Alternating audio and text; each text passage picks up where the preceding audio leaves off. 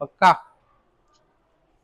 देखो बेटा, अभी हमने एक कंडीशंस पढ़ी थी ग्राफिकल कंडीशन में, जिसमें हमने सबसे पहली कंडीशन पढ़ी थी कि अगर आपकी कोई भी लाइन पैरेलल होगी तो उसकी जो कंडीशन होगी वह क्या होगी, a1 upon a2 is equal to b1 upon b2 not is equal to c1 upon c2।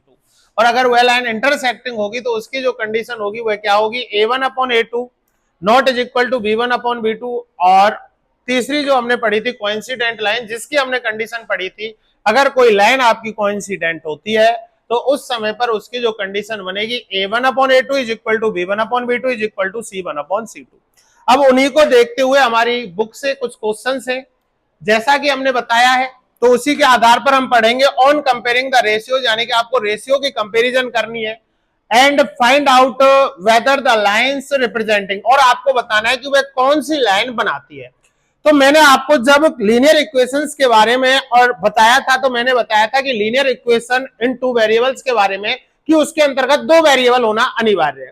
तो हमारा पहला काम यहाँ पर लीनियर इक्वेशंस को ही चेक करना है। एक्स वाई दो वेरिएबल हैं, क्या इन दोनों वेरिएबलों के आगे वाली जो वैल्यू है क्या जीरो है, नहीं है। तो क्लियर है कि ये कंडीशंस जो है लीनियर इक्वेशंस की है। उसके बाद पेयर की बात करी थी, तो मैंने कहा था कि पेयर वह तब बनेगा जब इसमें एक्स वाई वेरिएबल है तो इसमें भी एक्स वाई वेरिएबल होना चाहिए। तो पहली क्वेश्चन का जो पेयर बन गया वो ये बन गया, ठीक है। अब बात करते हैं यहां पर कंपैरिजन। तो पहली इक्वेशन से a1 की वैल्यू में निकालू तो 5 और b1 की मैं वैल्यू निकालू तो -4 और c1 की वैल्यू निकालू तो 8। ऐसे में a2 की जो वैल्यू निकालू तो वो मेरी कितनी आएगी 7 और b2 की जो मैं वैल्यू निकालू तो मेरी कितनी आएगी 6 और c2 की जो वैल्यू है -9। अब इन दोनों को हम कंपैरिजन करते हैं। यहां पर देखें a1 अपॉन a2 की कंडीशंस में हम इनको लाते हैं तो 5 अपॉन 7 और दूसरी कंडीशन है b1 अपॉन b2 की तो -4 अपॉन 6। अब यहां पर देखो 2 2 जा 4 2 3 जा 6, यानी कि अगर ये कटता है तो स्मॉलेस्ट फ्रैक्शन जो आपने पढ़ा होगा उस कंडीशन में इसको तोड़ना है। तो हमने देखा 5/7 बराबर -2/3, क्या ये दोनों बराबर है, नहीं है। तो यहां पर हम इसको बराबर ना बोल के नॉट इज इक्वल टू बोलेंगे, जो कि a1 upon a2 not is equal to b1 upon b2 की कंडीशन को अप्लाई करती है। और इस कंडीशन को जो अप्लाई करता है तो उसका जो ग्राफ बनता है वह आपका इस ग्राफ के अकॉर्डिंग या इस क्वेश्चन के अकॉर्डिंग या इस चैप्टर के अकॉर्डिंग जो ग्राफ बनेगा वह इंटरसेक्ट ग्राफ बनेगा। सेम दूसरे में अब यहीं पे कंपैरिजन कर लेते हैं। सेम वेरिएबल है एक्स और वाई, क्लियर है। तो a1 अपॉन a2 को लिखेंगे तो 9/18, b1 अपॉन b2 को लिखेंगे तो 3/6 और c1 अपॉन c2 को लिखेंगे तो 12/24। 1/2 कट रहा है, 9 1 जा 9 9 2 जा 18, 3 1 जा 3 3 2 जा 6, 12 एकम 12 12 दूना 24, यानी कि 1/2 बराबर 1/2 बराबर 1/2। तो ये कंडीशन जो मैंने पढ़ी थी जिसमें तीनों वैल्यू बराबर आ रही थी, a1 upon a2 is equal to b1 upon b2 is equal to c1 upon c2, तो वह हमारी जो लाइन बन रही थी वह बन रही थी कोइंसिडेंट लाइन। तो इस वाली कंडीशन की जो लाइन बनेगी वह कौन सी बनेगी, कोइंसिडेंट लाइन बनेगी।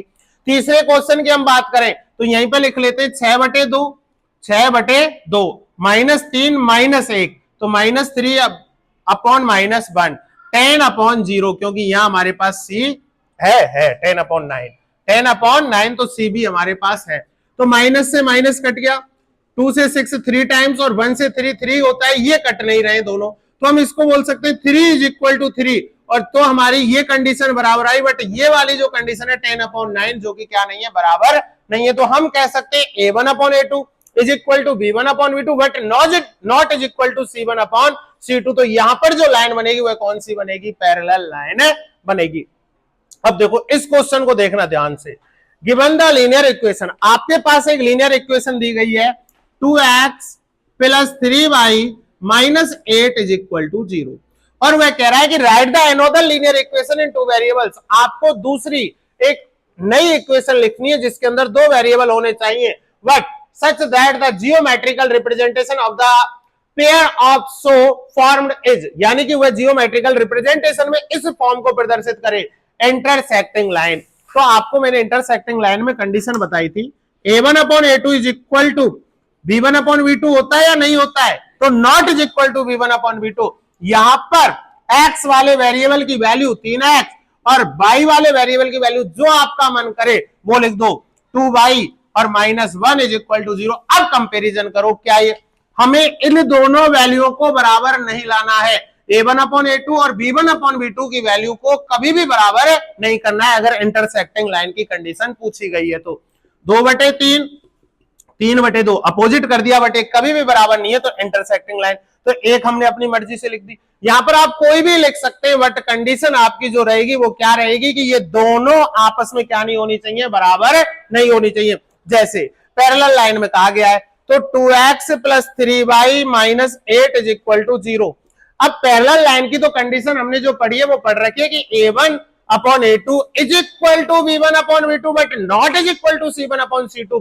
तो 2x, तो यहां पर डबल कर दो इन दोनों का, 4x + 6y - 8 है, यहां पे -7 = 0 कर दो। अब देखो 2/4 3/6 -8 -7, हमने देखा 1/2 1/2, बट ये तो नहीं कट रहा है तो 1/2 = 1/2 बट नॉट = 8/7, तो बन गई, कौन सी बन गई, पैरेलल बन गई।